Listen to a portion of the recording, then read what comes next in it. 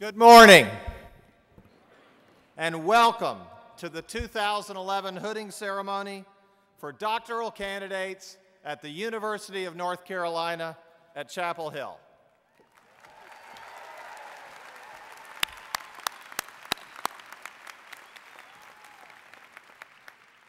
Leading us in the national anthem is Hannah DeBlock, candidate for the Bachelor of Music.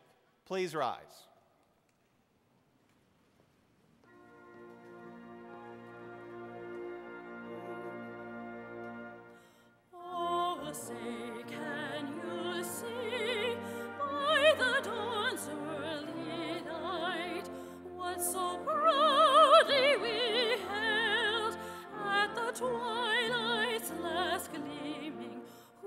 Stripes and bright stars through the perilous fight, o'er the ramparts we watched were so gallantly streaming, and the rockets red glare, the bombs bursting in air, gave proof through the night that our flag was still there.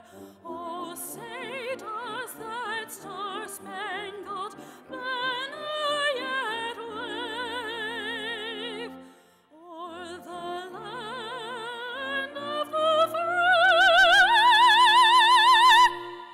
and the home of the brave?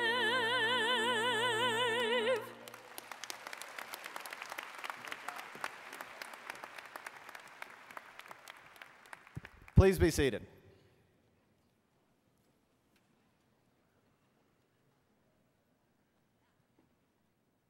Thank you for joining us today for this important event in the life of the university.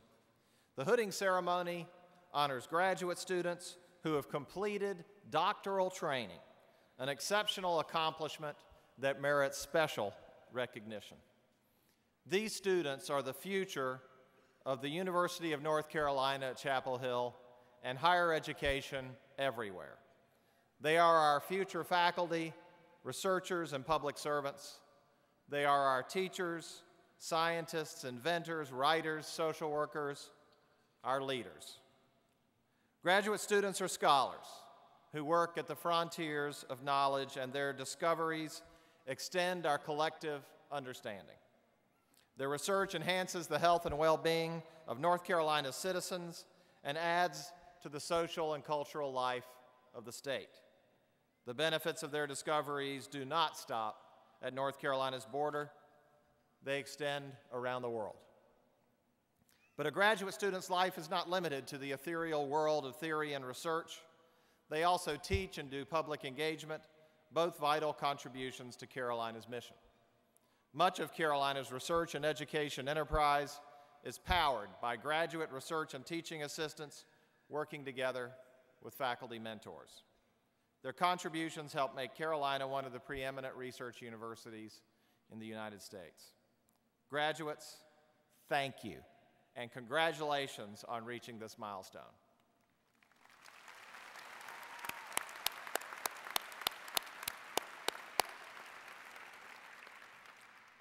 Joining us on the stage today are a number of distinguished people. First, I'm pleased to introduce the Chair of the Board of Trustees, Bob Winston.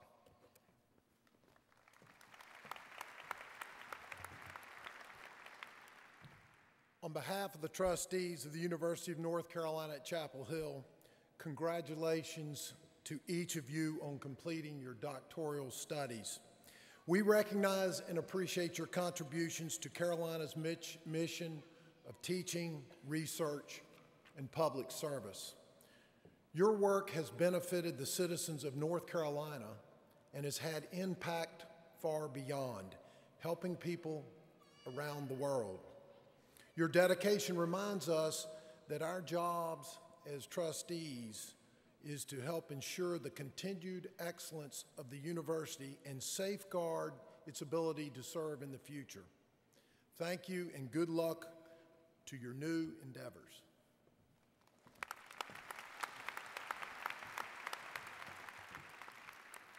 Thank you, Bob. I would like now to introduce other members of the platform party.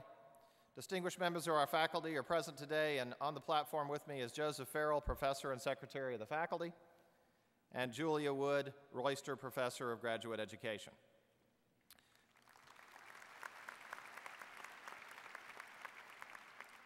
Registrar Chris Derrickson will help me hand out the diplomas, and Provost Carney will help me with the hooding process in a few minutes. But now it's my pleasure to introduce Steve Matson, Dean of the Graduate School.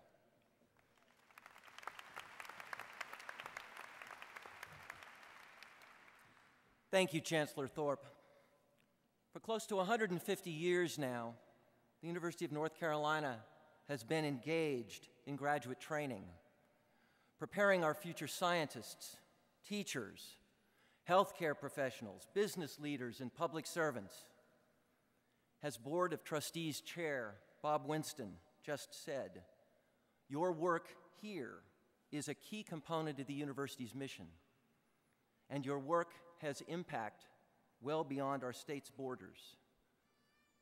To our doctoral candidates here today, whether your goal is to conduct groundbreaking research or to provide earnest public leadership, we know you will share with others what you have learned here at Carolina.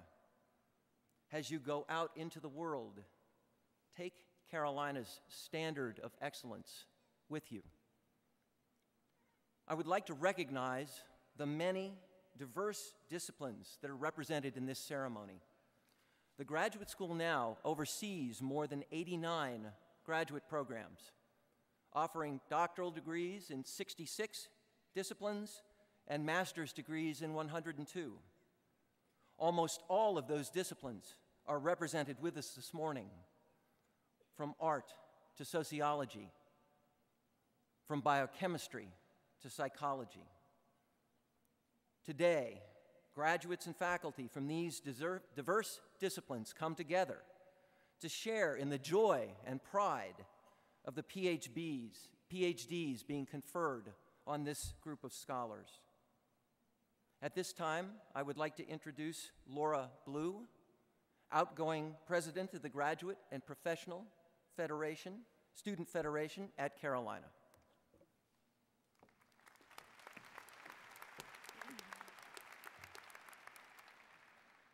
It is my honor to introduce our distinguished keynote speaker, Dr. Suzanne Cusick.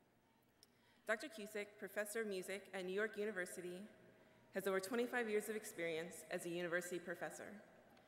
She is committed to and has worked endlessly promoting graduate education and fostering individual research driven by passion and knowledge. She has initiated the creation of new doctoral programs and has pioneered novel research areas and directions as a music historian. Dr. Cusick received a PhD in music from the University of North Carolina at Chapel Hill.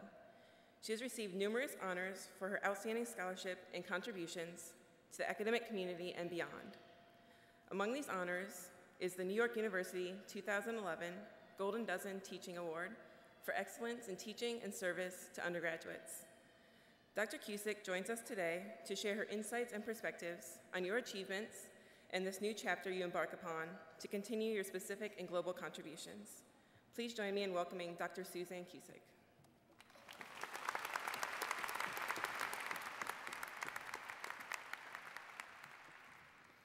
Thank you.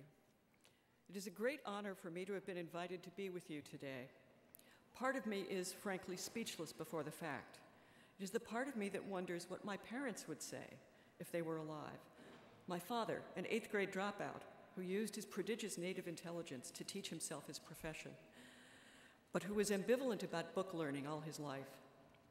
My mother, who so loved books and languages and music, who took every class her high school could have offered to avoid graduating too young, but who could not afford to go to college.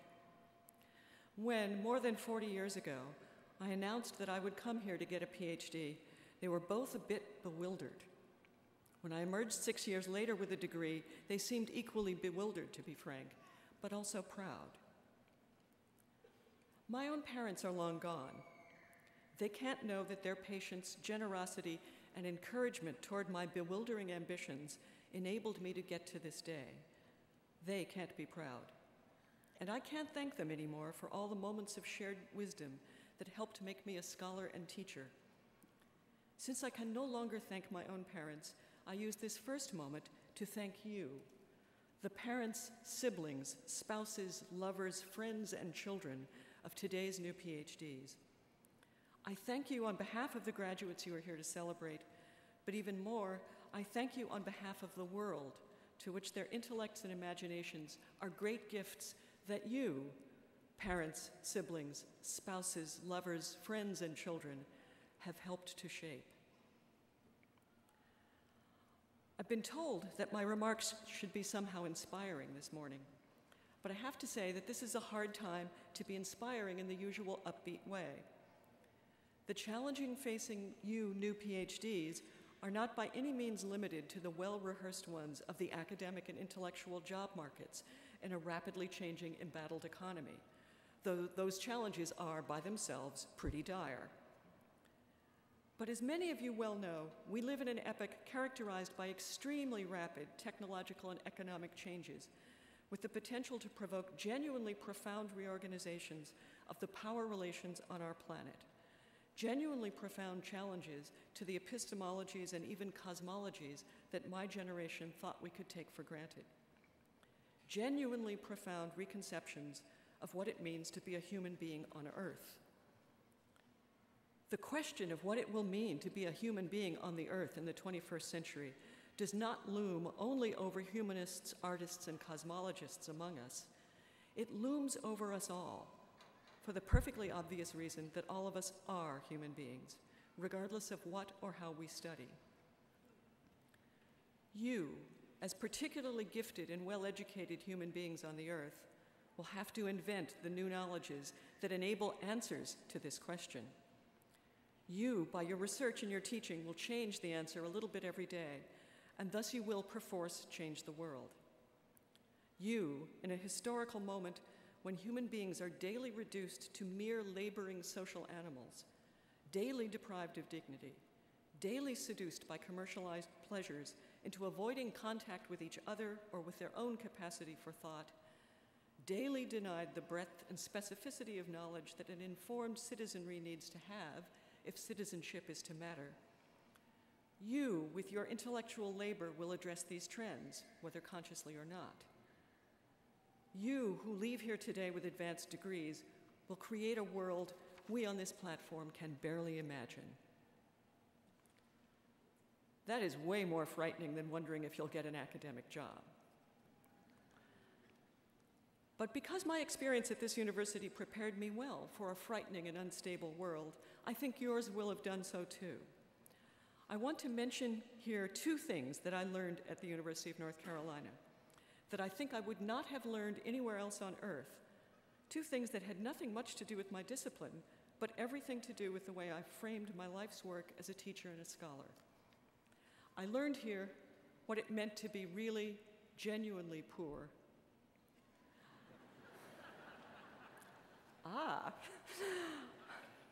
And I learned that learning itself is a public good to which every human being, rich or poor, stupid or smart, has a right as inalienable as the right to breathe.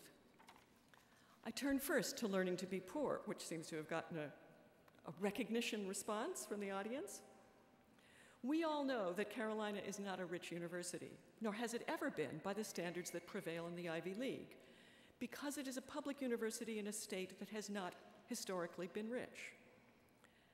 And in these very difficult times for the nation's economy, neither the Herculean labors of university officers, trustees, deans, and department chairs, nor the heroic generosity of its donors are likely to transform Carolina into the fiscal equal of Harvard or Yale. Thus, I suspected when I drafted these remarks that many of you, too, have learned here how to be poor.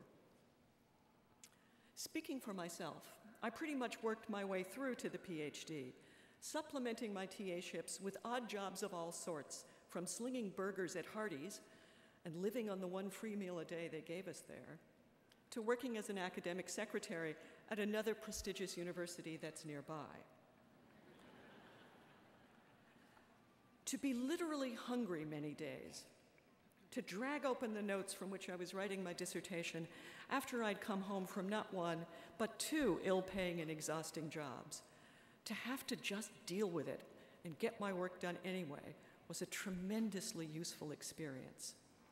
The coping skills I learned stood me in good stead when, during the last Great Recession, during the Reagan years, the college where I had a tenure-track job went bankrupt and fired the faculty summarily. In the 10 years it took me to get back into full-time academic life, I used my Carolina poverty skills to survive, physically and intellectually, and that was no small gift. But even more important, by learning to be poor myself, I learned to see and to respect the hunger, the fatigue, the bodily traces of want, the fierce determination in the faces and bodies of my students, even when those same students go to great lengths to pretend diffidence or nonchalance. It made me a better teacher. And the bodily memory of being hungry, transformed into the premise that human bodies and minds are one, has informed all my work as a historian of the complex cultural behavior we call music. If it was the intersection of my personal circumstances with UNC's relative institutional poverty that led me to the lessons of personal poverty, it was one individual here who led me to a lifetime of reflection on the role of learning in a human life. Her name was Marcia. She was an education major, one of the instigators of the varsity women's basketball team. And she was taking as an elementary ed requirement the music theory course that was my first college class to teach. Although she claimed not to be much interested in music, her work in the course's composition assignments was outstanding, always striking an extraordinary balance between disciplined adherence to convention and moments of real creativity. One day I ran into Marcia outside of class, and I stopped her to praise her work in just those terms. In the conversation that ensued, it turned out, of course, that Marcia was very musical and had sung in her church choir since she was 4. She also mentioned casually that she had hardly ever worn shoes before she came to Chapel Hill. To this day, I remain dumbstruck. Hearing this gifted, ambitious, determined girl talk about her awkwardness in what she described as the realm of real learning, because that's what Chapel Hill meant to her, opened my mind to the full meaning of UNC's history as our nation's oldest public university. In stark contrast to those always richer institutions that comprise or aspire to imitate the Ivy League, institutions always aimed at educating a national elite, public universities like UNC are committed to people like Marcia, to developing their capacities to learn, to know, to balance convention, creativity, self-discipline, and self-awareness in everything they think and do, so that their gifts, too, can be unleashed as forces to shape the world. Public universities like this one exist to guarantee all the people access to learning, and through that access to the myriad forms of power. And public universities like UNC exist to produce knowledge that, however esoteric in its conception, can ultimately be used by citizens who are not scholars or artists to analyze and affect their situations, whether at work or at home, in public or in private. The notion that learning is itself a public good is the second great lesson I learned at Chapel Hill, and it is that notion that, above all, I want to leave with you today. When I say that learning is a public good, I mean learning as both the noun that signifies accumulated knowledge and the verb that signifies the lifelong process of acquiring knowledge that characterizes humans as a species.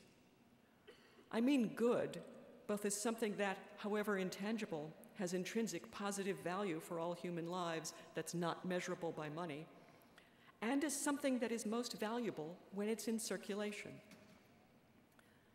Learning is a good, but it is not a commodity, not something to be bought or sold.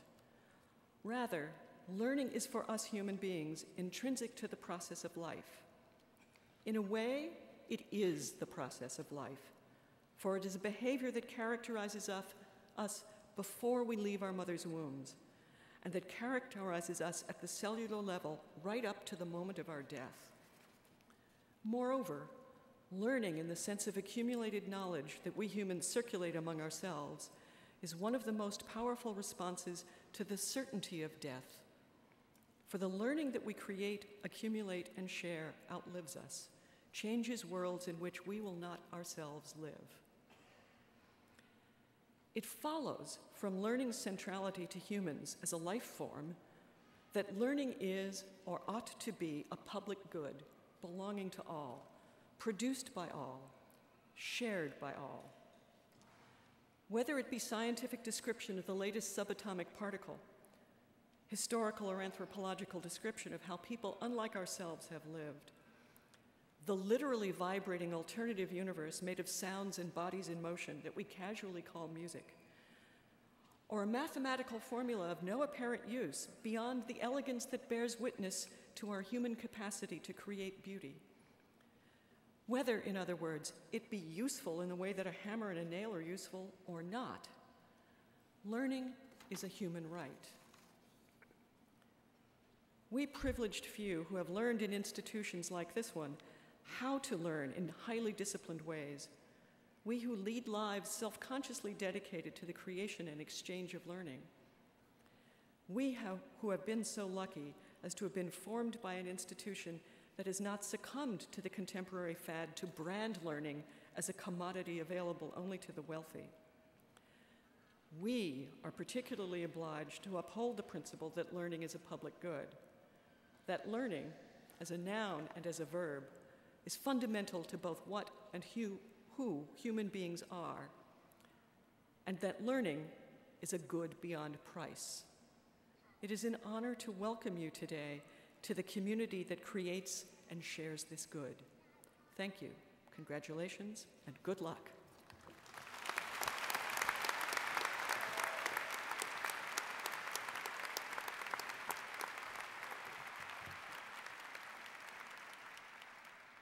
Thank you, Dr. Cusick. Now I ask the first row of candidates for doctoral degrees to come forward as directed by the University Marshals. Before we recognize our graduates, I would like to take just a moment to explain the significance of the commencement hood. The hooding ceremony is derived from medieval times. In the 12th and 13th century, when universities were taking form, they were under the jurisdiction of the church. And those studying wore a habit or cloak to which was attached a cowl or hood. The hood seems to have had three purposes at that time: a covering, a shoulder cape, or a bag for collecting alms.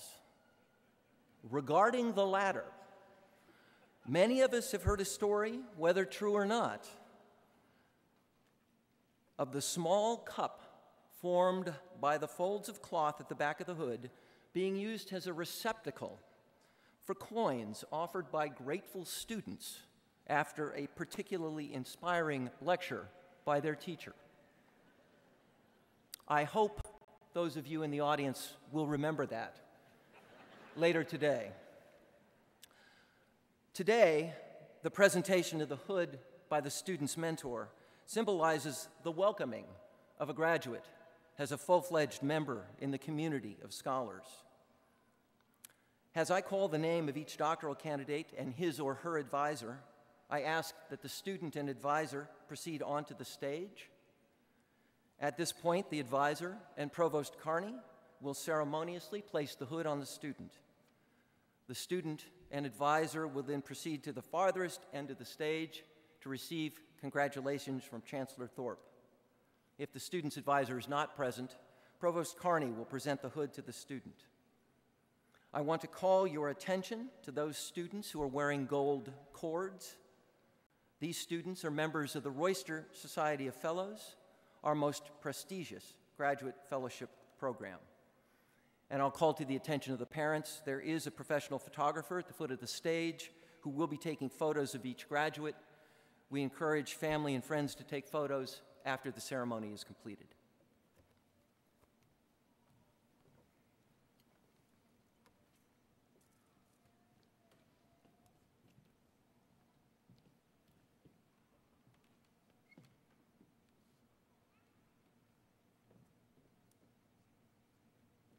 Helen Halva, Slavic Languages, being hooded by Dr. Irene Masing-Delik.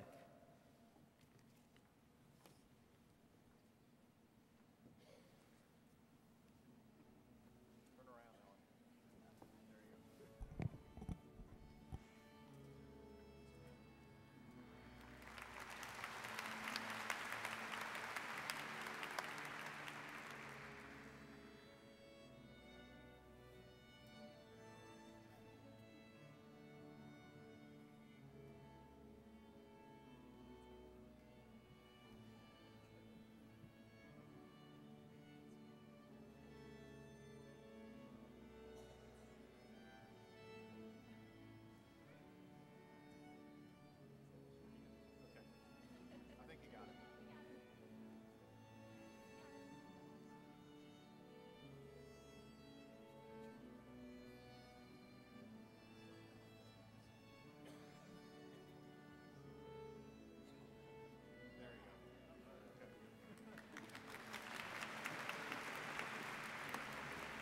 Victoria Newton, Cell and Molecular Physiology, being hooded by the Provost, by David Threadgill.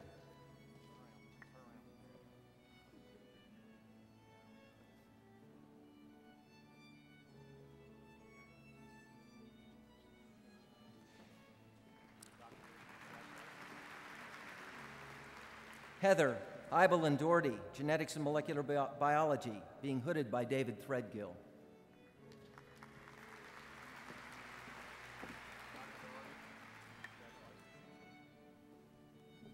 Michelle Karen DeSimone, Toxicology, being hooded by Dr. David Threadgill and Dr. Kimron Rathmel.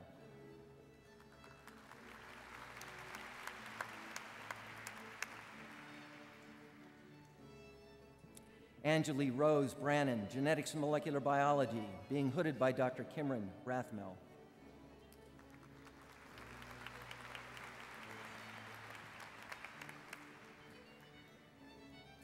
Nicole Danielle Pouquet-Martin, Psychology, being hooded by Dr. Don Baucom.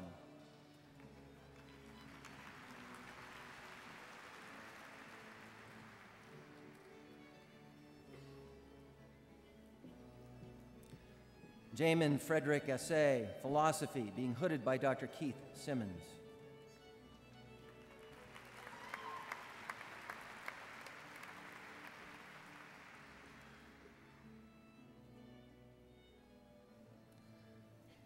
Sravinas Ramachandran, Biochemistry and Biophysics, being hooded by Dr. Nikolai V. Dokolian.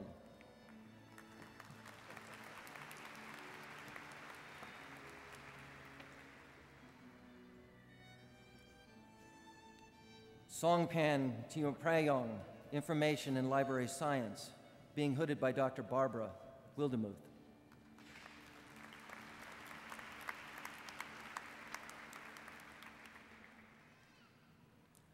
Brenna Richardson, Chemistry, being hooded by Dr. James Jorgensen.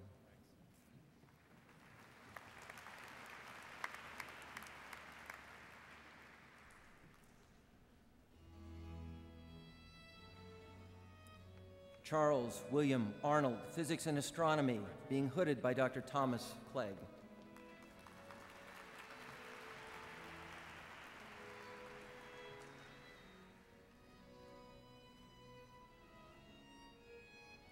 Sarah E. Clare, English, being hooded by Dr. Joseph M. Flora.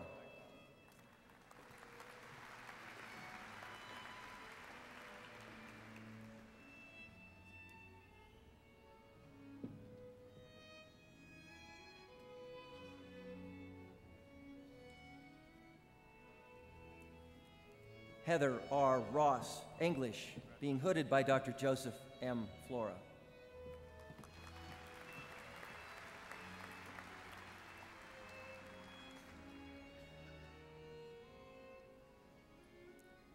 Margaret Alice Carroll, Geography, being hooded by Dr. Melinda Mead.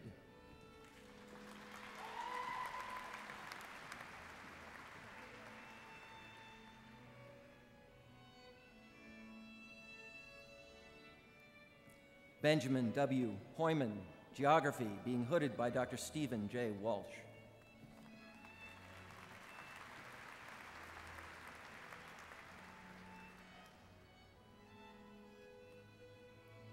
David R. Gallup, Computer Science, being hooded by Jan Michael Fram.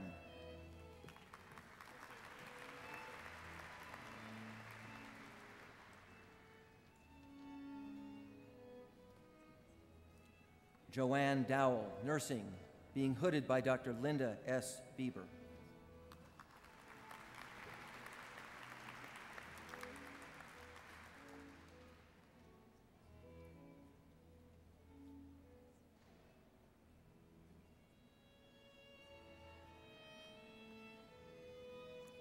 Martha Elizabeth Ledbetter Alexander, Romance Languages, being hooded by Dr. Glynis Cowell.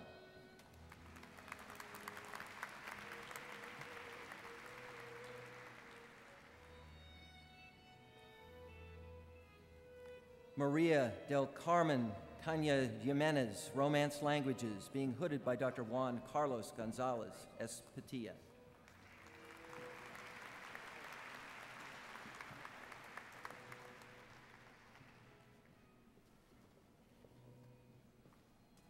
Holly Lynn Collins, Romance Languages, being hooded by Juan Carlos Espatilla.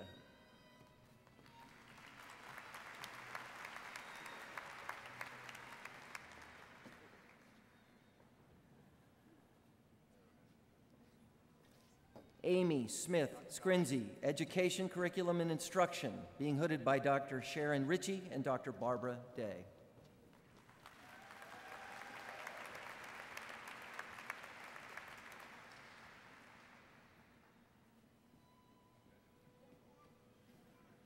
Brannon D. Ingram, Religious Studies, being hooded by Dr. Carl W. Ernst.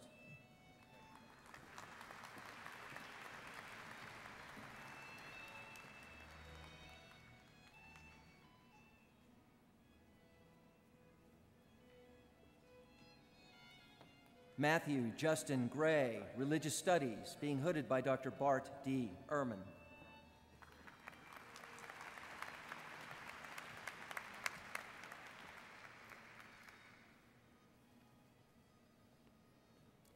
Benjamin L. White, Religious Studies, being hooded by Dr. Bart Ehrman.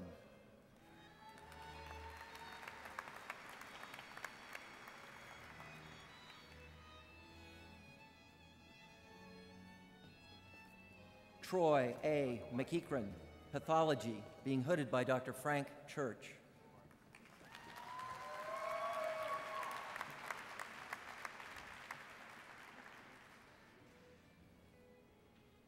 Matthew Douglas Medlin, Pathology, being hooded by Dr. Frank Church.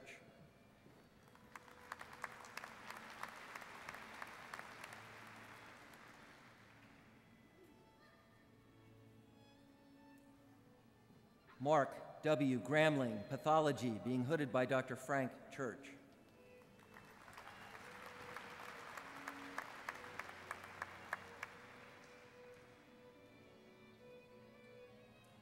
Vinod Venkatesh, Romance Languages, being hooded by Dr. Oswaldo Estrada.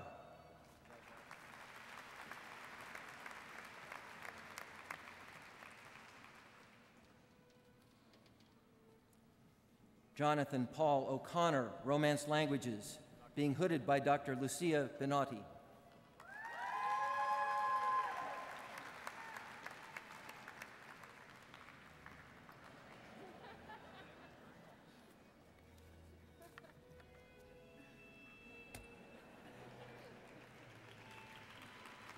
Michelle Glenn Flippen, Speech and Hearing Sciences, being hooded by Dr. Linda R. Watson.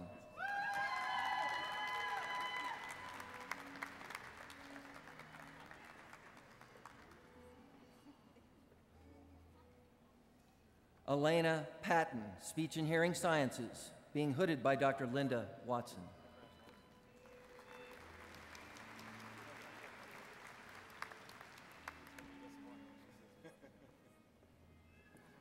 Anisha Patrice Preto, Speech and Hearing Sciences, being hooded by Dr. Melody Harrison.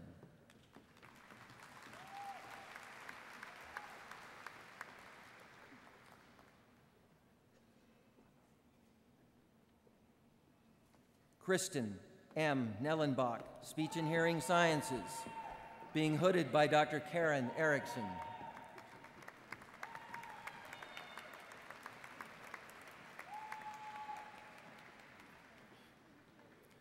Leon Garland Coleman, Jr., Neurobiology, being hooded by the Provost.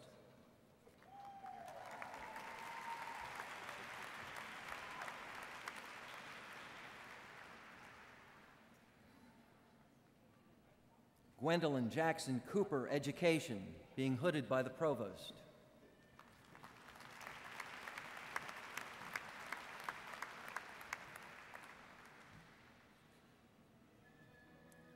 Amy E. Webb, Biomedical Engineering, being hooded by Dr. Kirk Wilhelmsen.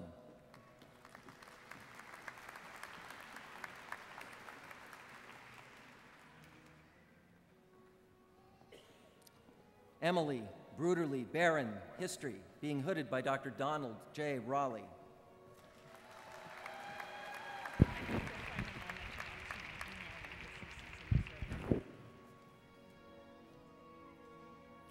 Nancy Gray Schoonmaker, History, being hooded by Dr. Donald G. Matthews.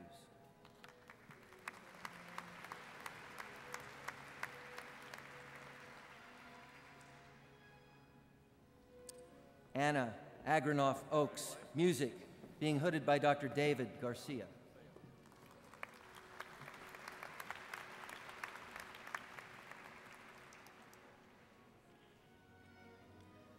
Allison Kirby Portnow, Music, being hooded by Dr. Annegret Fauser.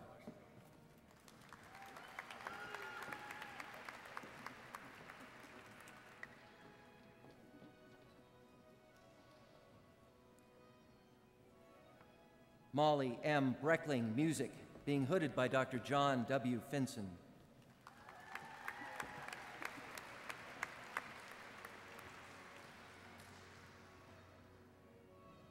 Lori C. McManus, Music, being hooded by Dr. John Finson.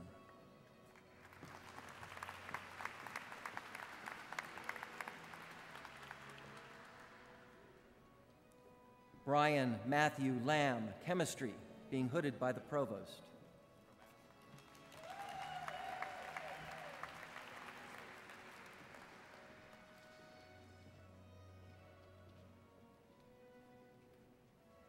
Stephen Timothy Gee, Cell and Developmental Biology, being hooded by the Provost.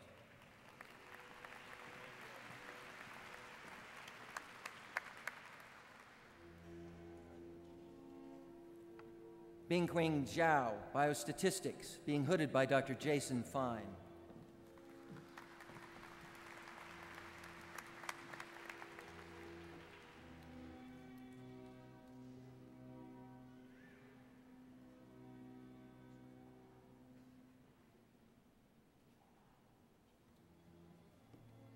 Hagwan Kao, Statistics, being hooded by Dr. Jason Fine.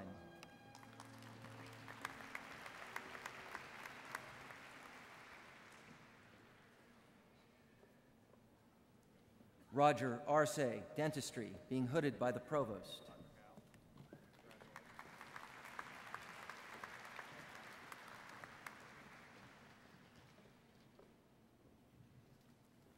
Xiaoping Zhang, Oral Biology, being hooded by the Provost.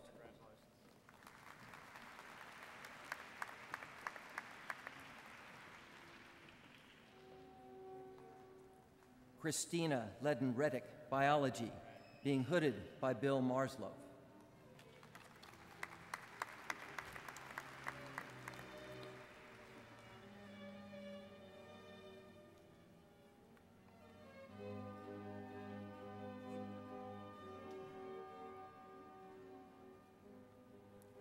Brandon Douglas Birch, Genetics and Molecular Biology, being hooded by Dr. William Marslow.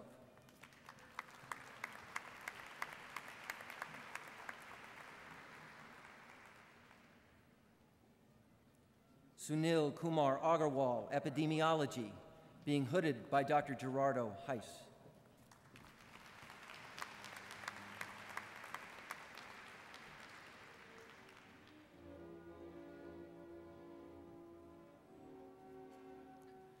Adam Graham Squire, Mathematics, being hooded by Dr. Jason Metcalf.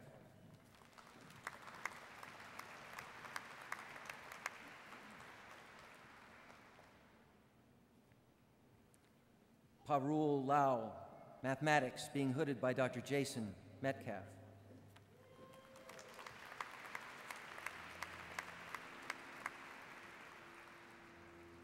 Julie T. Keene, Education, being hooded by Dr. Cheryl Mason-Bolick.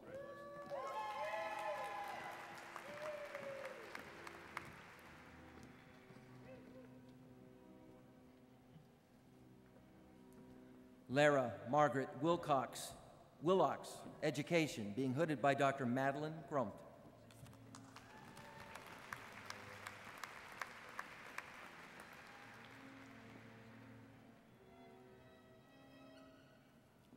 Aaron J. Friedman, Biology, being hooded by Dr. Alan Jones.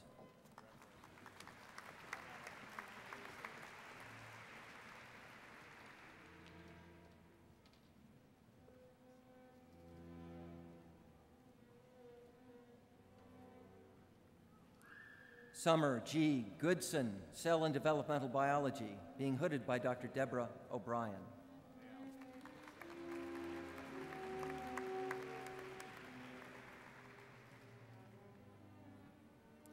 Samantha K. Segal, Genetics and Molecular Biology, being hooded by Tim Whitcher.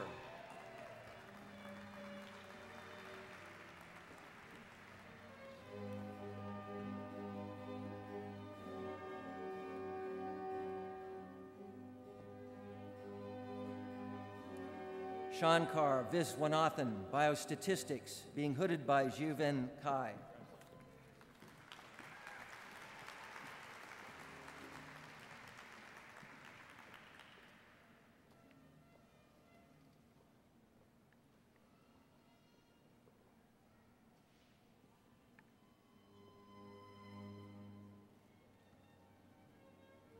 Yiwan Hu, Biostatistics, being hooded by Professor Jiwan Kai.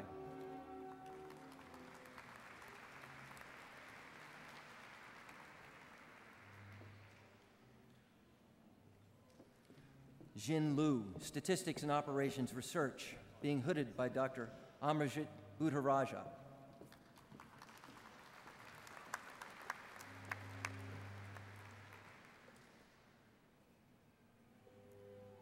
Dominic Reinhold, Statistics and Operations Research, being hooded by Dr. Amarjit Buddharaja.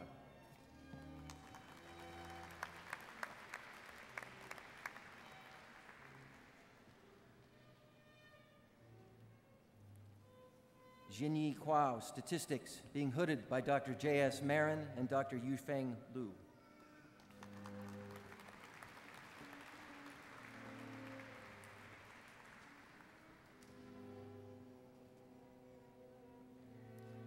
Sung Kyu Jung, Statistics, being hooded by Dr. James Marin.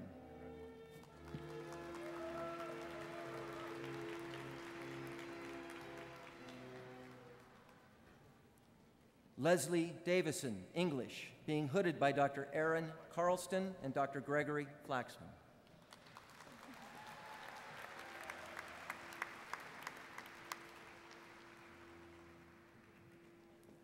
Robert J. Anderson, Physics, being hooded by Dr. Alfred Kleinheims.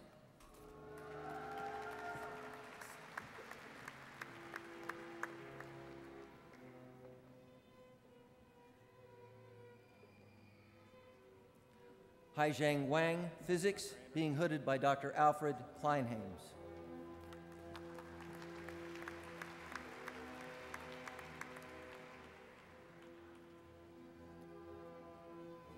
Jennifer Wren, Linguistics, being hooded by Dr. Jennifer Smith.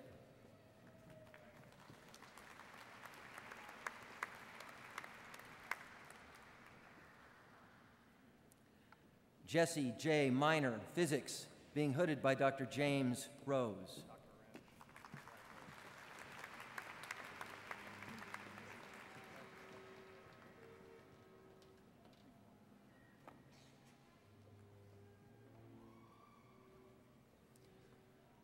Narissa Kangtrong Borderat, Environmental Sciences and Engineering, being hooded by Professor James Swenberg.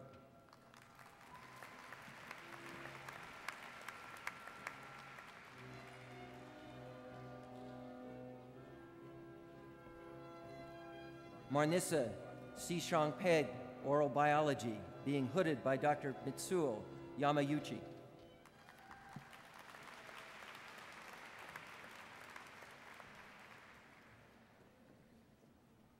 Patricia Maiguez, Dentistry, being hooded by Dr. Mitsuo Yamayuchi.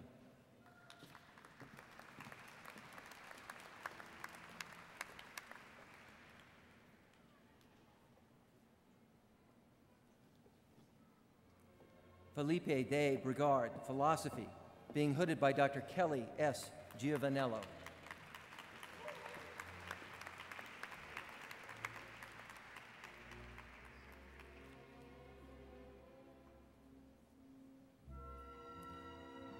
Bo Zhang, Mathematics, being hooded by the Provost.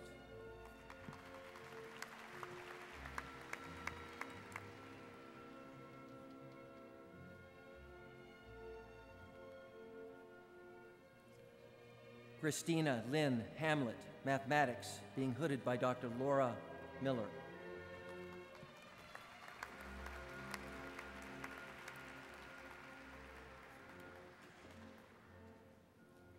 Kristen Robin Bell, Philosophy, being hooded by Dr. Gerald Postima.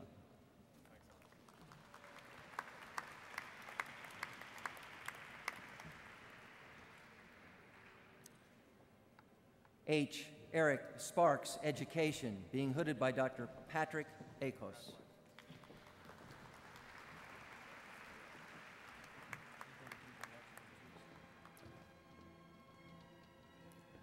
Yojun Chen, Cell and Molecular Physiology, being hooded by Dr. Robert Seelock.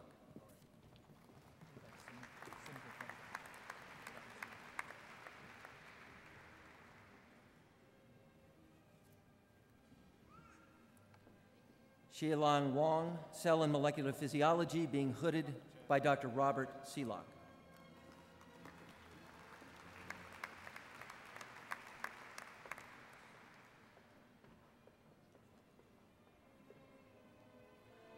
Robert Alden Rubin, English, being hooded by Dr. Alan Life.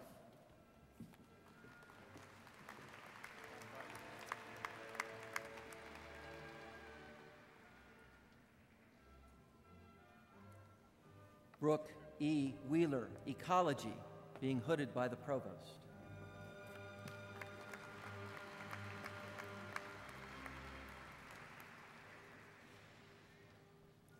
Tracy Lee Marion, Toxicology, being hooded by Dr. Kim Brower.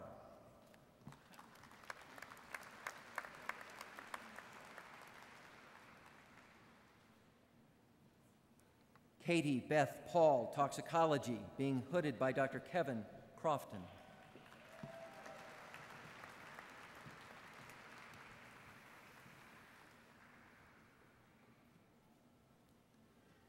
Benjamin Margolis, Health, Behavior, and Health Education, being hooded by Dr. Carol Runyon.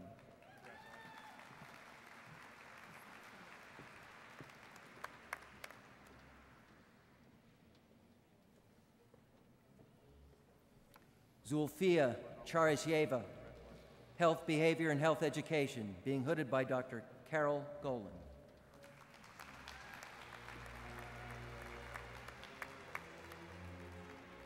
Elizabeth Jane King, Health, Behavior, and Health Education, being hooded by Dr. Suzanne Maumon.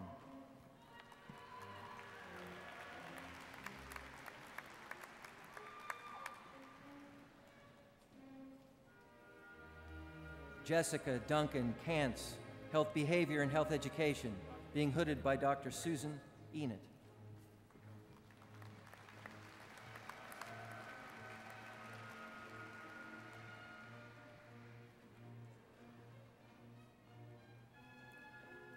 Yingok Gang Logan, Nursing, being hooded by Dr. Deborah Barksdale.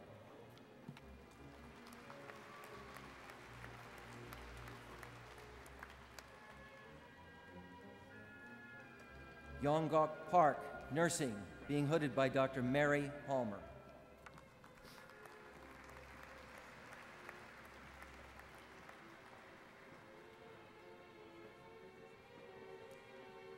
Christopher George Pharisee, Political Science, being hooded by Dr. Virginia Gray.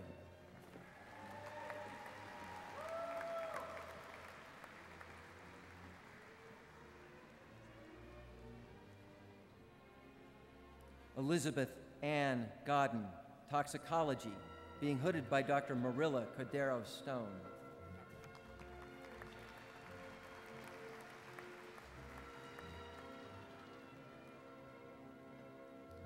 Ozdemir Inserson, Biochemistry and Biophysics, being hooded by Dr. Marilla Cordero Stone.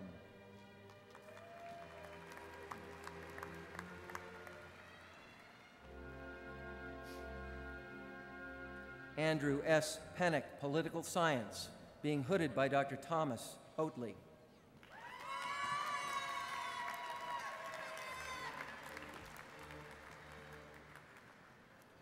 Brian Dale Stuckey, Psychology, being hooded by the Provost.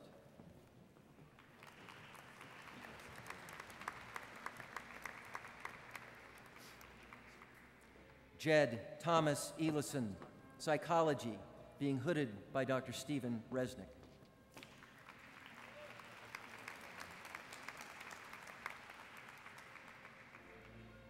Jenny Catherine Grammer, Psychology, being hooded by Dr. Peter Ornstein.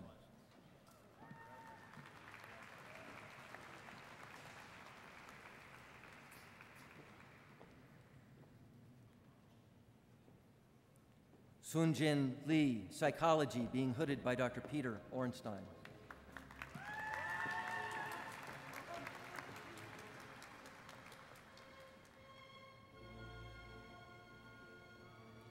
Fei Hong Wong, Psychology, being hooded by Dr. Martha Cox.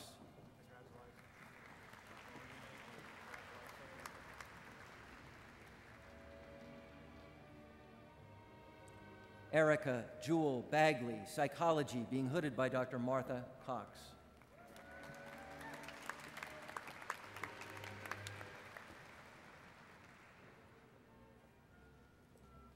Andrew R. Payton, Sociology, being hooded by Dr. Andrew Perrin.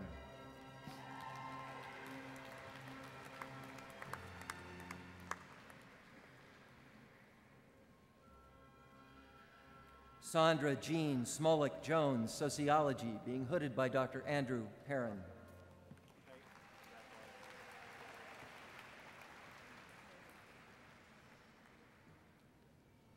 Miao Jiang, Maternal and Child Health, being hooded by Dr. E. Michael Foster.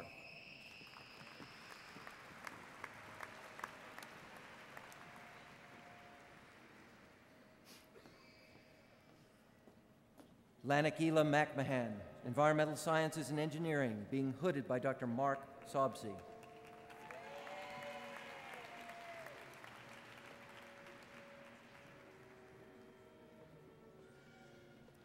Dennis Lee Arnold, Geography, being hooded by Dr. John Pickles.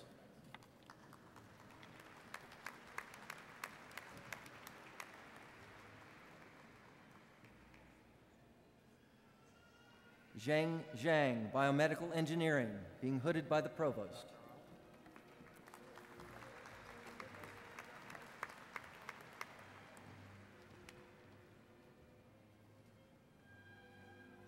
Jennifer Michelle Thomason, Environmental Sciences and Engineering, being hooded by Dr. Lena Nylander French.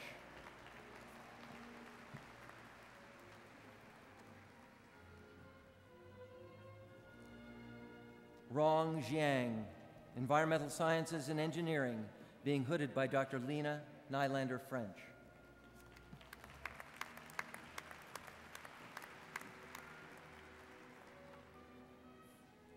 Akila Dorothy Swinton, Psychology, being hooded by Dr. Beth Kurtz Costas.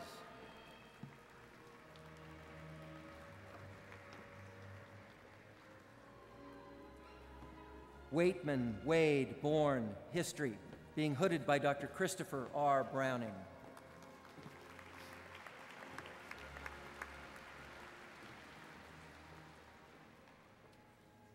Eric Steinhardt, History, being hooded by Dr. Christopher R. Browning.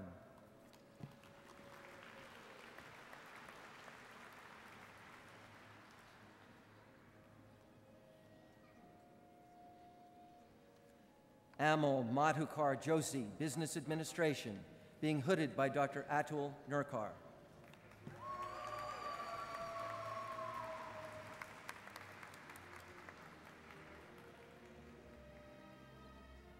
Dan Amaram, Business Administration, being hooded by Dr. Wayne Landsman.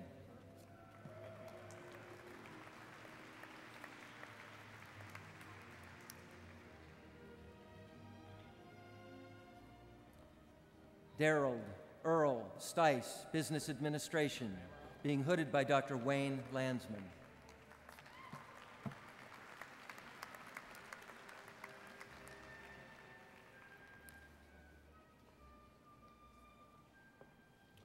Goksi Henzaduran, Business Administration, being hooded by Dr. J. Sawamanathan and Dr. Ada Kamaliju Zia.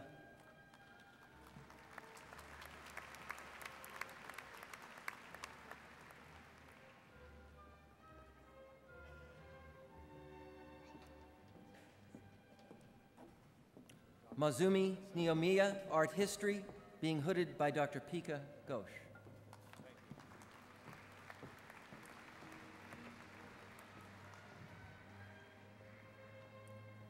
Jonah W. Jurs, Chemistry, being hooded by Dr. Joe Templeton.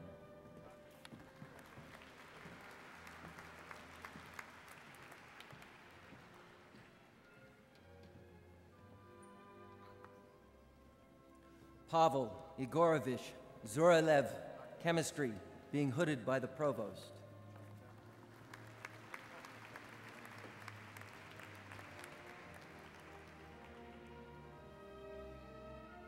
Pavel A. Tomokov, Chemistry, being hooded by the Provost.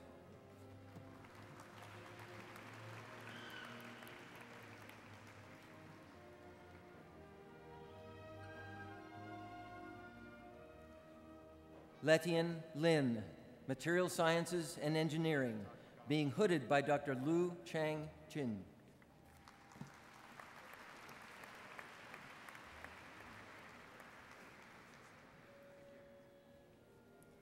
Abigail Alexander Hayden, Maternal and Child Health, being hooded by Dr. Carolyn Tucker Halpern.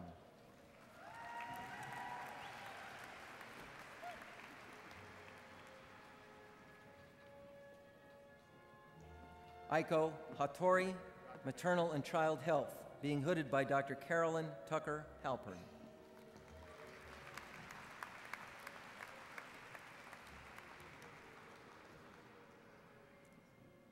Annie Lori McRee, Maternal and Child Health, being hooded by Dr. Carolyn Halpern and Dr. Noel T. Brewer.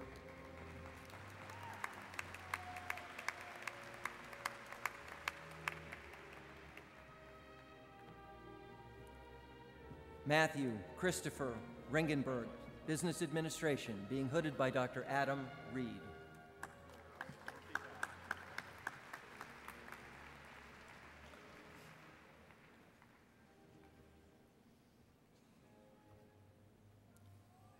Tina Lenore Joulerat, Business Administration, being hooded by Dr. Richard Blackburn.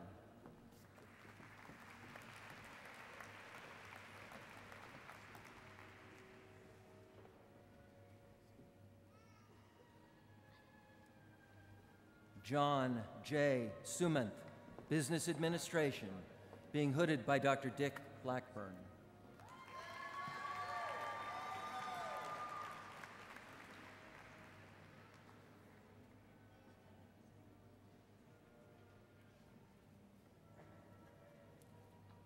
Yukiko Makihara, Human Movement Science, being hooded by Dr. Michael Lewick.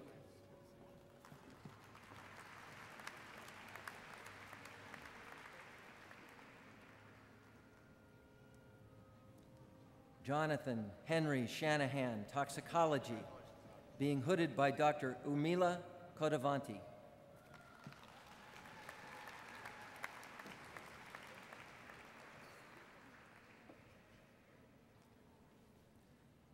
Catherine Maureen Horvath, Toxicology, being hooded by Iona Jaspers.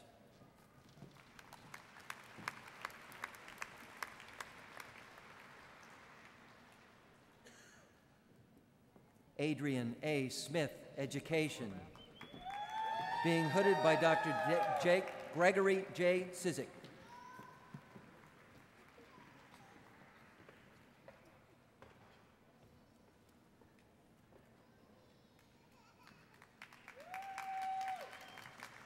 Amanda M. Page, English, being hooded by Dr. Lind Wagner Martin.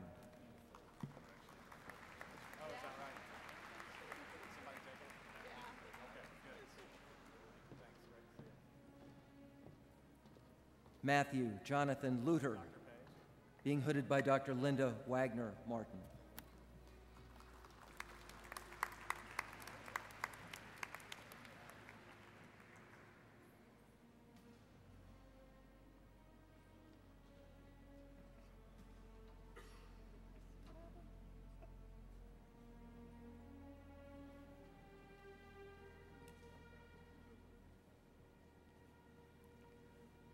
Jonathan Lee Diamore, English, being hooded by Dr. Linda Wagner Martin.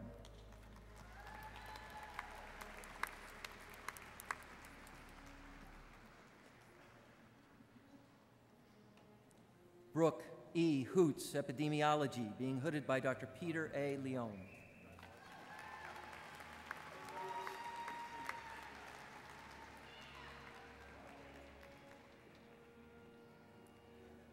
Anna E. Dow, Epidemiology, being hooded by the Provost.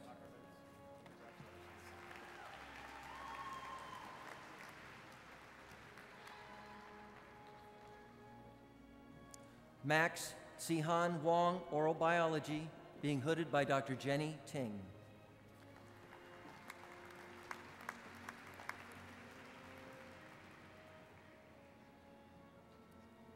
Kelly Roney, Microbiology and Immunology, being hooded by Dr. Jenny Ting.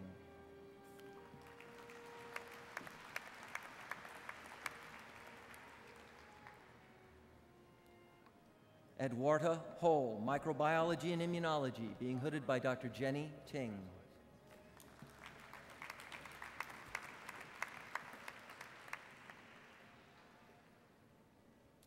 Yu Lee, Oral Biology, being hooded by Dr. Jenny Ting.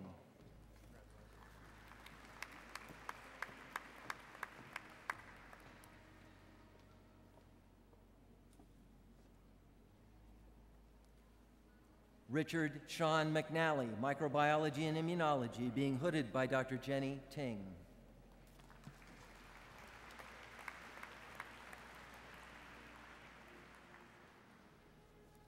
Kimberly Lynn Hills Carpenter, Neurobiology, being hooded by Dr. Arsenio Belger.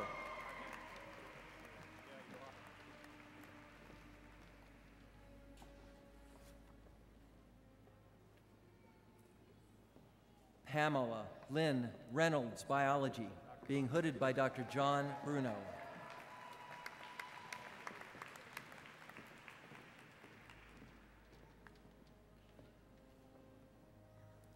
Russell H. Baylor, Biomedical Engineering, being hooded by Dr. Katerina M. Galippi.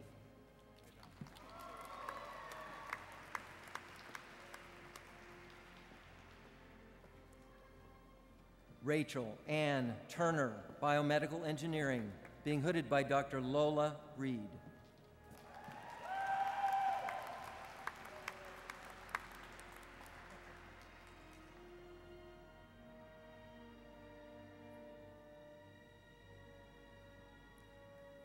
Oswaldo Alonzo Lozoya, Biomedical Engineering, being hooded by Dr. Lola Reed and Dr. Sharon Lubkin.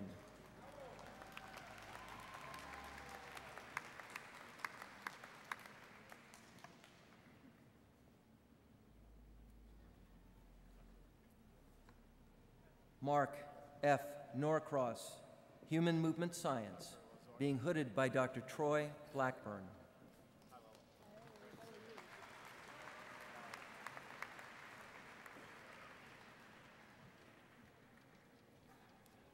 Johanna Register Mahalik, Human Movement Science, being hooded by Dr. Troy Blackburn.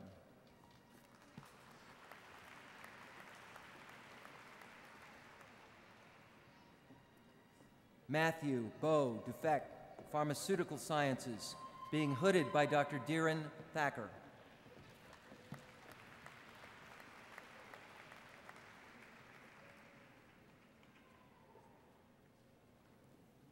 Amber M.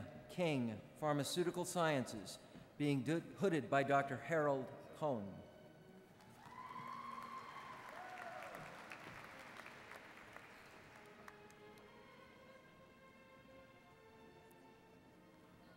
Kwun Hua Wen, Microbiology and Immunology, being hooded by the Provost.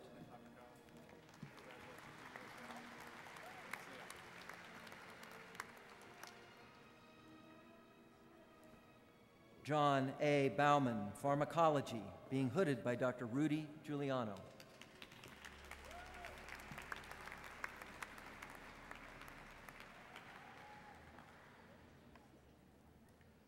Ting Zhao, Pharmaceutical Sciences, being hooded by Dr. Rudy Giuliano.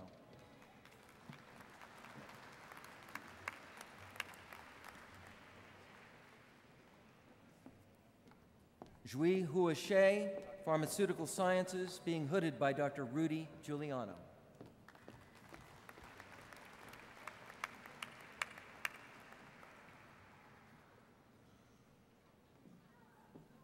Heiling Wang, Pharmaceutical Sciences, being hooded by Dr. Rudy Giuliano.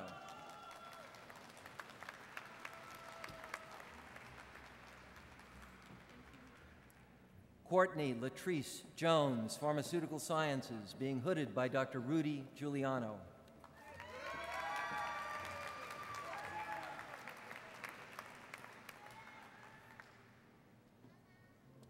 Mary Alice Kirkpatrick, English, being hooded by Dr. Minrose Gwynn.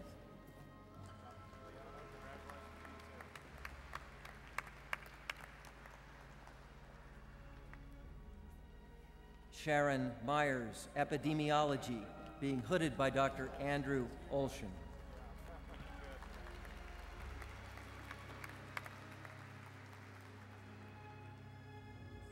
Andrew J. Edmonds, Epidemiology, being hooded by Dr. Andrew Olshan.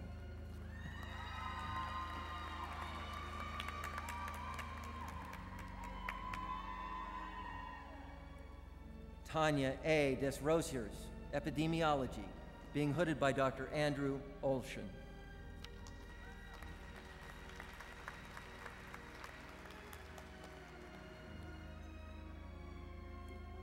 Margaret A. Adjunct, Epidemiology, being hooded by Dr. Julie Daniels.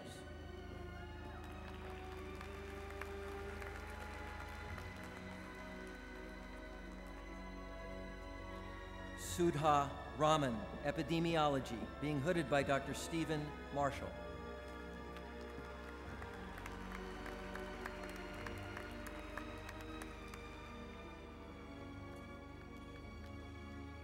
Ziwen Liu, Epidemiology, being hooded by Dr. Stephen Marshall.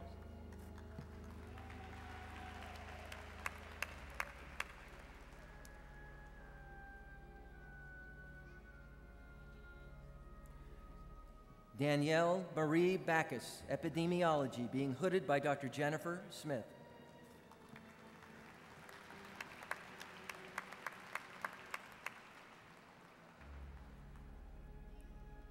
Elizabeth M. Green, Classics, being hooded by Dr. Werner Rees.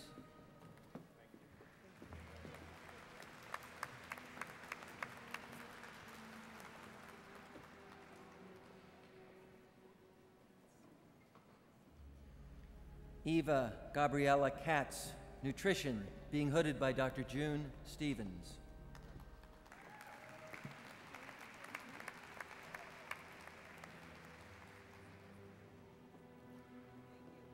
Daisy Zamora, Nutrition, being hooded by Dr. Barry Popkin.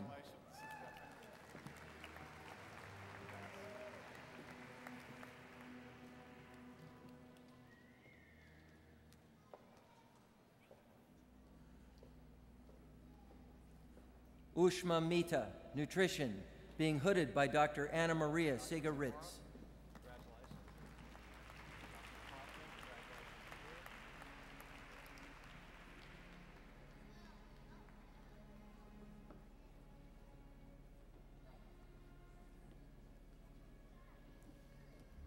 Feng Lu, Statistics and Operations Research, being hooded by the Provost.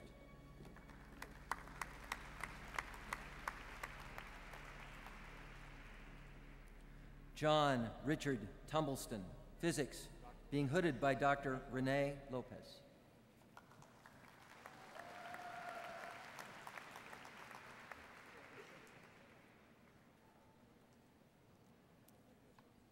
Kristen Alexander, Physics, being hooded by Dr. Renee Lopez.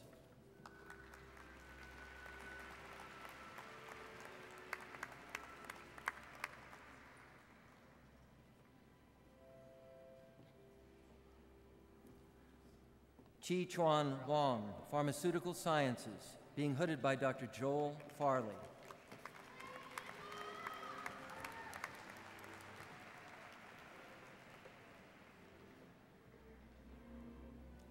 Patrick Brigham Ryan, Pharmaceutical Sciences, being hooded by Dr. Joel Farley.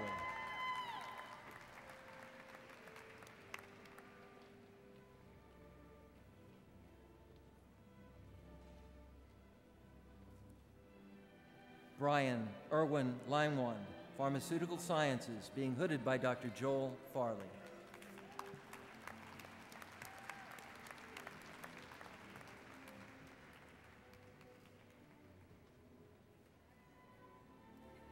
Waverly Rachel Harrell, Education, being hooded by Dr. Stephen Hooper.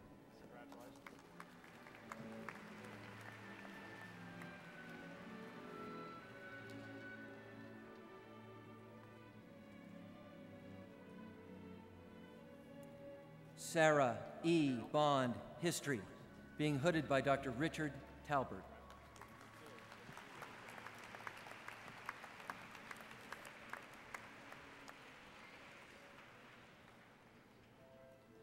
Sarah H. Fick, English, being hooded by Dr. William Andrews and Dr. Lori Langbauer.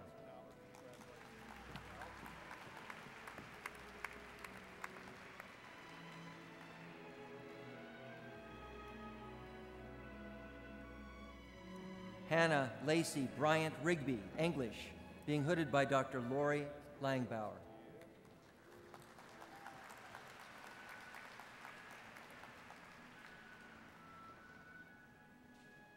Mark D. Cohen, English, being hooded by Dr. Beverly Taylor.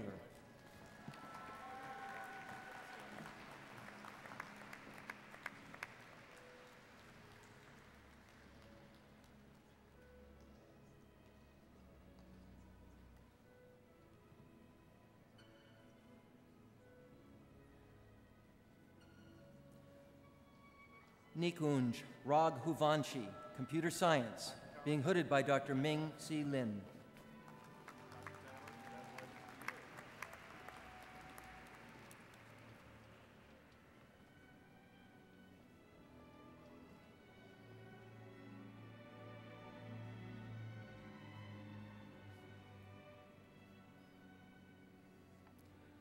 Virginia Hench, Microbiology and Immunology, being hooded by Dr. Lishan Su.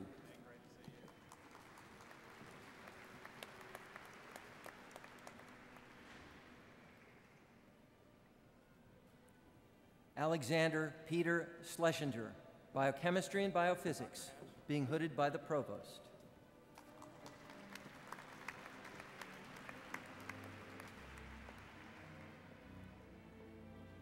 Maria Weems Van Ryn, Sociology, being hooded by Dr. Lisa Pierce.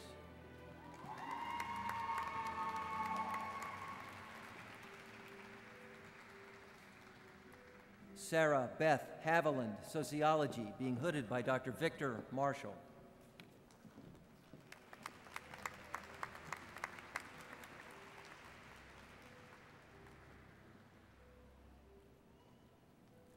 Habib Ali El-Takash, Health Policy and Management, being hooded by Dr. John Paul.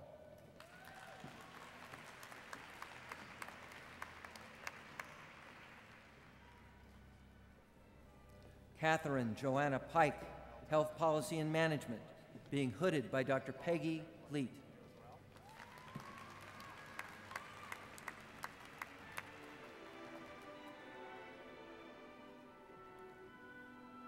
Jill Kristen Center, Health Policy and Management, being hooded by Dr. Edward Brooks.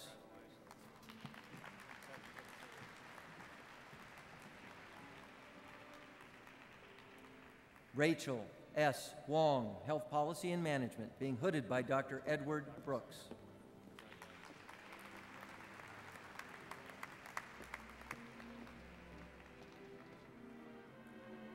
Kara S. Keedy, Microbiology and Immunology, being hooded by Dr. David M. Margolis.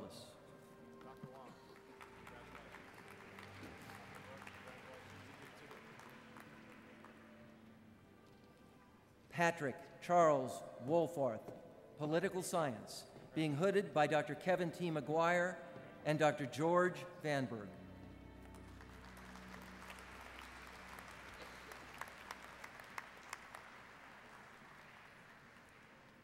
Lisa C. Fox, Political Science, being hooded by the Provost.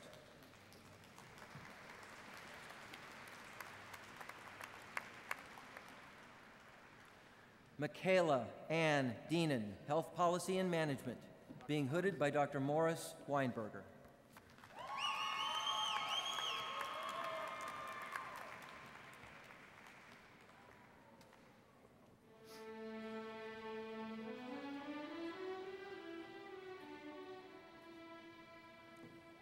Kristen Lowe Gianotti, Health Policy and Management, being hooded by Dr. Morris Weinberger.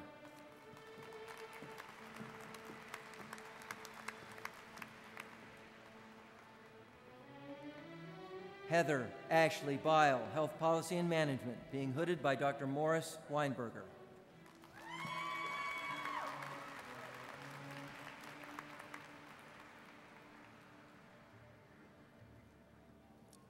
Theresa McReynolds Shebelin, Anthropology, being hooded by Dr. Vin Stepanidis.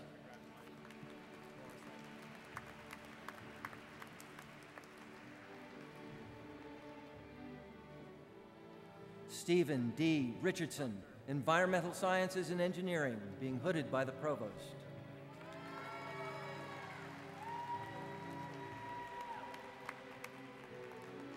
Carrie Little Hirsch, Anthropology, being hooded by Dr. James Peacock.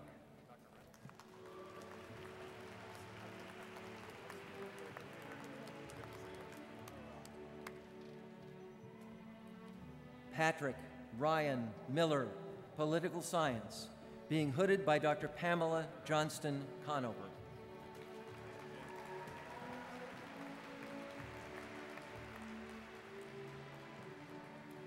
Nakia Hardy, Education, being hooded by Dr. Kathleen Brown.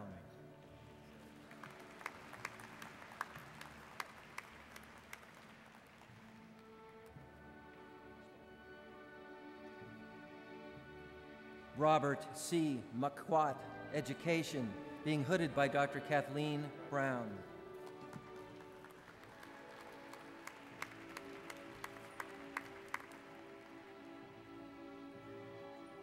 Carrie F. Chisnall, Education, being hooded by Dr. Kathleen Brown.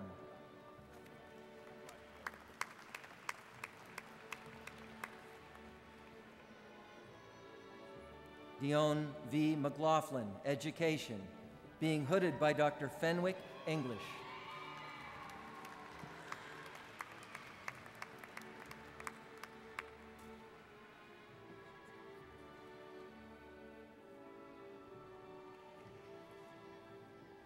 Priscilla Jacobs Maynor, Education, being hooded by Dr. Fenwick English.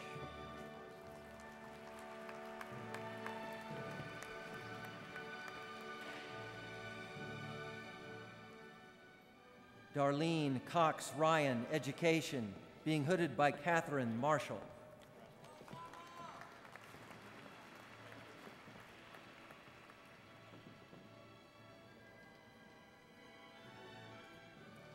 Mary Faith Mount Coors, Education, being hooded by Dr. Catherine Marshall.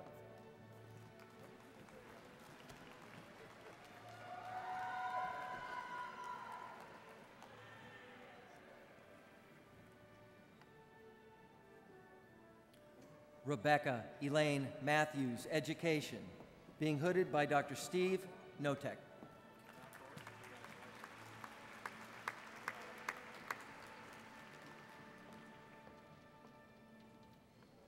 Devon Flora Hartford, Education, being hooded by Dr. Steve Notek.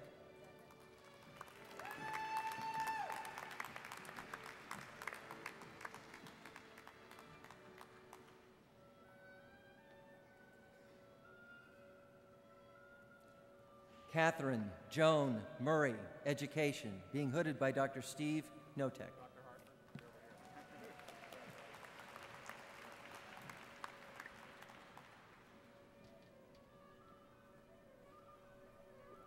Andrea M. Lee, Education, being hooded by Dr. Rune Simeonson.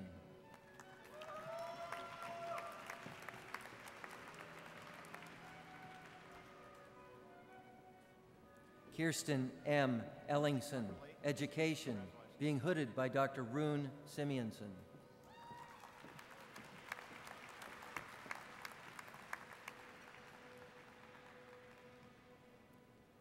Maisha Diora Jones, Environmental Sciences and Engineering, being hooded by Dr. Louise Ball.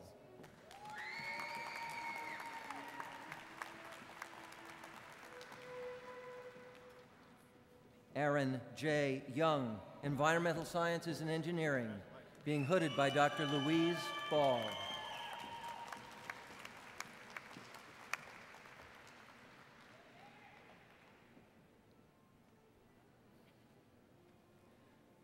Julie Reed, History, being hooded by Dr. Theda Perdue and Dr. Michael Green.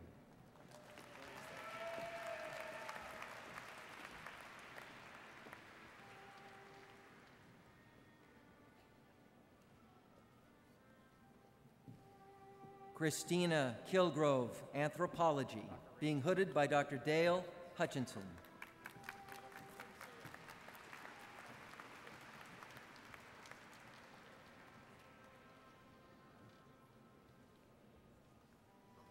Mikal Osterweil, Anthropology, being hooded by Dr. Arturo Escobar.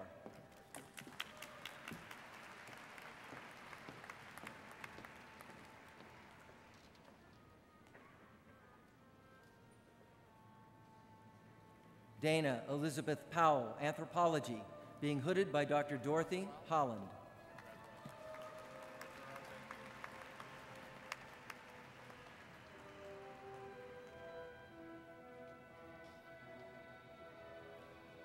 S. Seth Bordner, Philosophy, being hooded by Dr. Alan Nelson.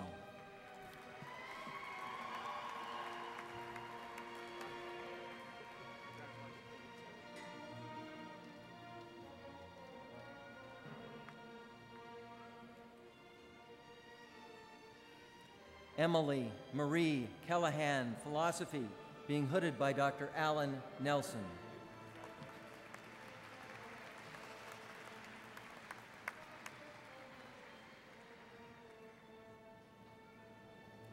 Bruce Albert Desmarias, Political Science, being hooded by Dr. Thomas Carsey.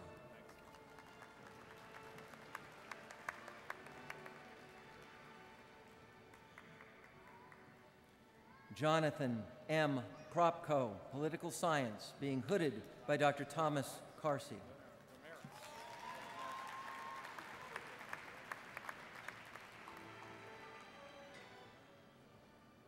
Jennifer Kristen Benz, Political Science, being hooded by Dr. Thomas Carsey and Dr. Edward Benz, Jr.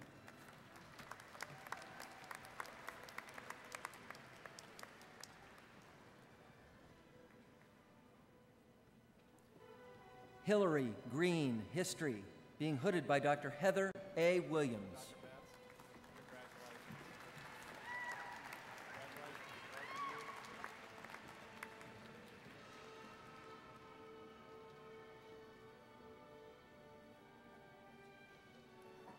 Nata Yukapaibun, Economics, being hooded by Dr. Patrick Conway.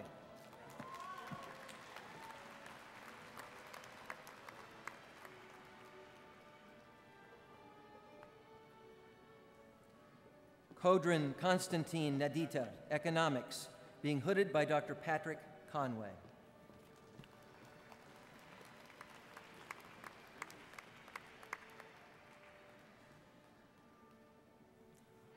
Olesha Fomenko, Economics, being hooded by Dr. David Gilkey.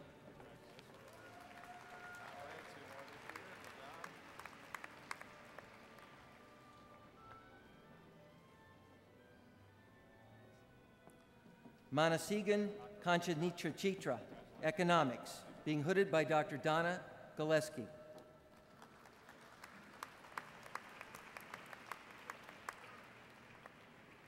Michael E. Darden, Economics, being hooded by Dr. Donna Gillespie.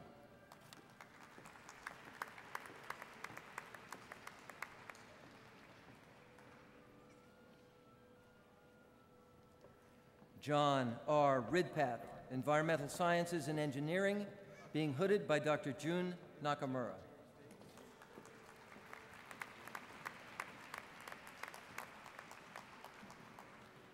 Elizabeth Gritter, History, being hooded by Dr. Jacqueline Dowd Hall.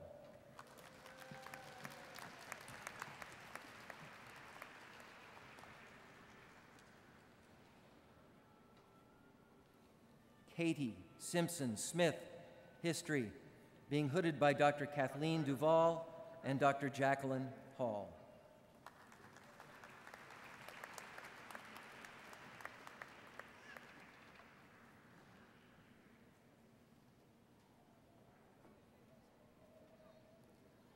Britt K. Erslev, History, being hooded by Professor Kathleen Duval.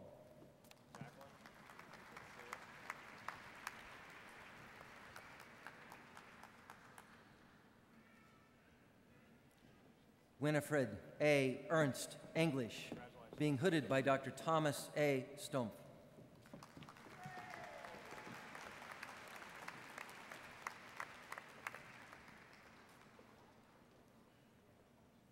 Susan Casper Annenberg, Environmental Sciences and Engineering, being hooded by Dr. Jason West.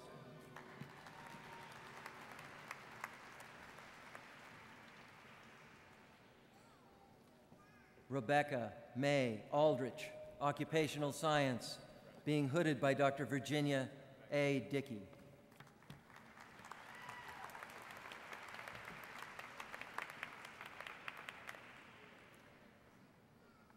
Antoine L. Balliard, Occupational Science, being hooded by Dr. Virginia Dickey.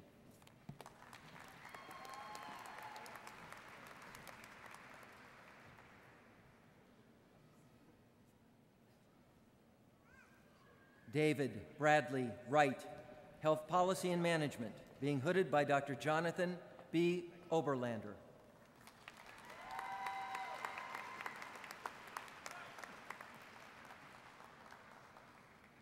Megan Elizabeth Shanahan, Maternal and Child Health, being hooded by Dr. Jonathan Koch.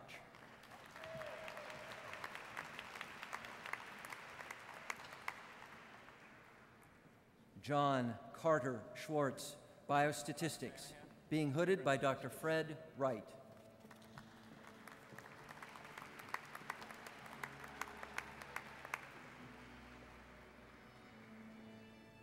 C. He Kim, Biostatistics, being hooded by Dr. Fred Wright.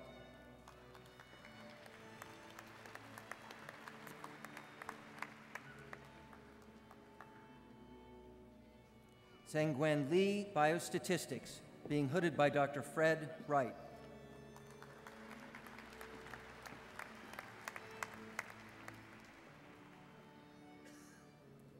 Daniel Nicholas DeHanas, Sociology, being hooded by Dr. Christian Smith.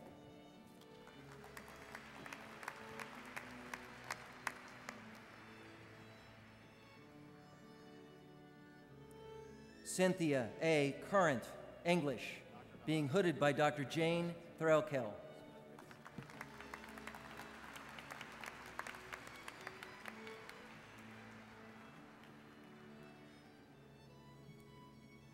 Dean Christian Smith, Journalism and Mass Communication, being hooded by Dr. Kathy Hacker.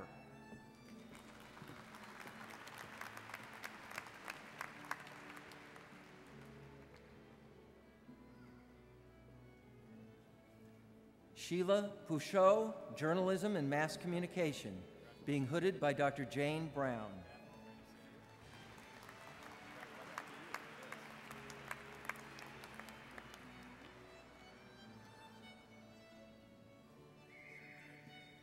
Piotr Simpson-Bobkowski, Journalism and Mass Communication, being hooded by Dr. Jane Brown.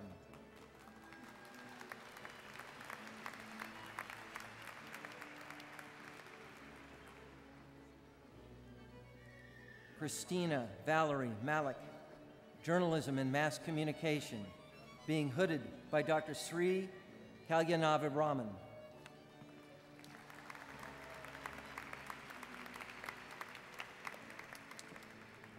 Raj Goshkal, Sociology, being hooded by Dr. Kenneth Andrews.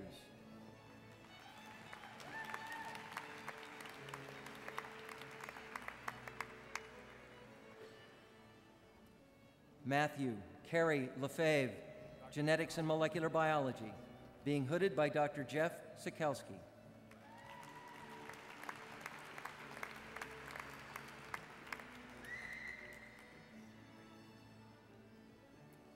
Anne Eileen White, Biology, being hooded by Dr. Robert Duronio.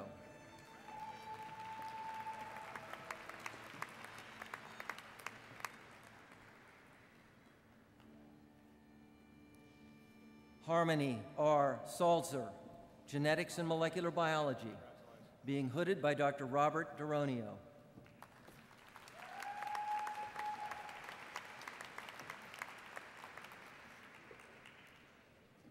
Christian Ann Burr, Genetics and Molecular Biology, being hooded by Dr. Robert Duronio.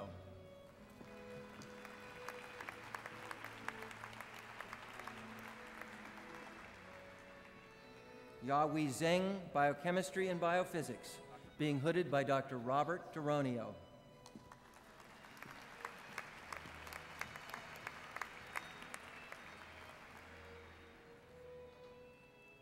Wei Wan Chun, Biology, being hooded by the Provost.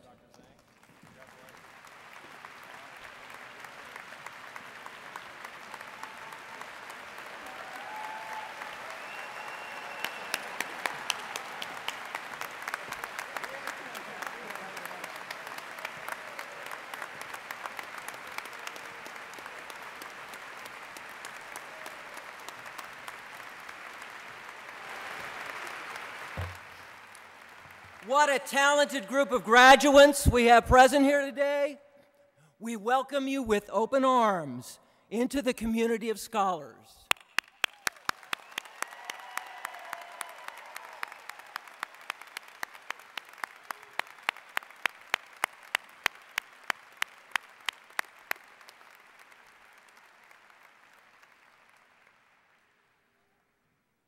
Now, I want to acknowledge something just a bit more abstract, a special bond that's formed between students and faculty at the graduate level. A big part of each graduate's success, and I'm sure they'd agree, is due to their faculty mentors. The faculty at Carolina take their role as mentors very seriously, and it's the mentoring role that makes today's ceremony so special. To honor this extraordinary commitment by the faculty, the Graduate School has established an annual Faculty Award for Excellence in Doctoral Mentoring. We're so very pleased with the number of nominations from doctoral students who felt their faculty members deserved this honor. Reading the nominations was an affirmation of the dedication of our faculty to graduate education. There's no way that I can adequately express my appreciation to all of you, the faculty, who mentor our graduate students. So I will simply say thank you for all you do for graduate education at Carolina.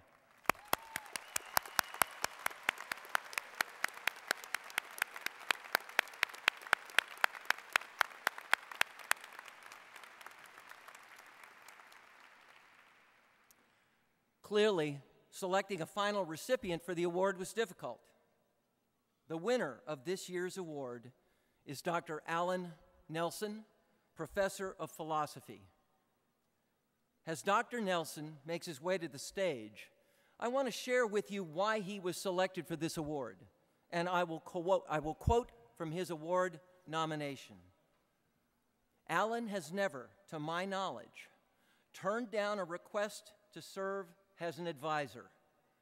He has, I believe, more advisees than any other member of the philosophy department currently.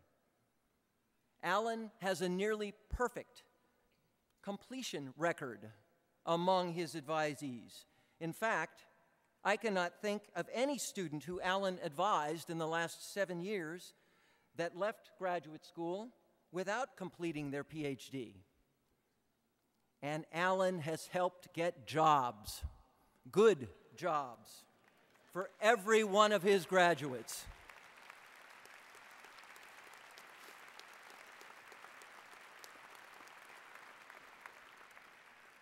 An unbroken streak running back to his first students. The nominator goes on to say, Alan Nelson has an almost preternatural ability to understand his students' needs, strengths, and weaknesses, and he tailors his advising style according to each student. He provides the right amount of attention and space, directing his students toward projects that fulfill their individual interests. Alan is a relentless networker on behalf of his students and fosters an environment that motivates and encourages them toward completion and pursuit of the job of their dreams. Please join me in congratulating Dr. Alan Nelson on receiving the 2011 Faculty Award for Excellence in Doctoral Mentoring.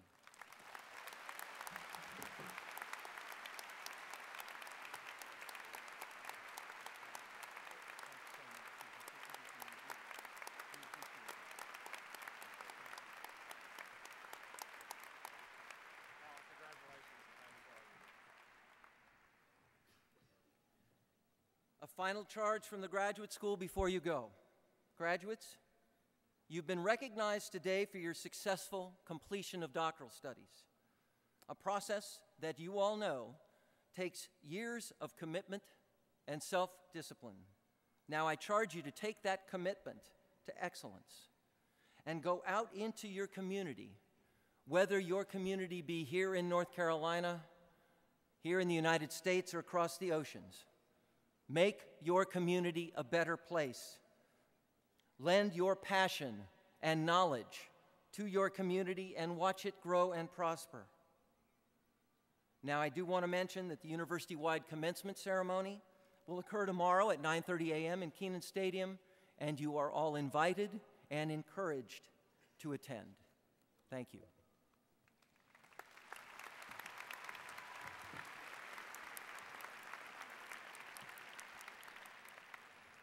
Congratulations once again to all of you. You are beginning a new chapter in your lives. While most of you are leaving Chapel Hill, you will always be part of Carolina. You leave behind you a cohort of people who are proud of you, have deep faith in your abilities, and care about what happens to you. We know from experience that you will change the world. You arrived at this day through your own hard work and the support of your family and friends. And you are also supported by North Carolinians through the investment of their tax dollars and by the many private donors who also believe in the importance of education. We know that you will repay these investments many times over. Thank you all for your role in today's hooding ceremony, the doctoral degree candidates, your advisors, Dr. Cusick, and all who are in attendance today. And a special thanks to Jeffrey Fuchs, Director of the University Bands, and the musicians who are with us this morning, and to singer Hannah DeBlock. Thank you, and very best wishes to you all, and thank you, graduates, for inspiring all of us today with your accomplishments. Now, one more time, why not? Yeah.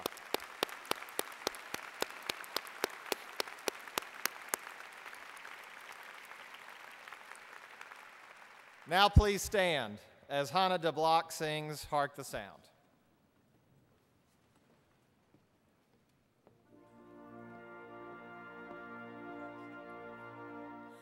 Hark the sound of Tar Heel voices ringing clear and true, singing Carolina's praises, shouting and see you. Hail to the brightest star of all, clear its radiant shine. Carolina, priceless gem, receive all praises.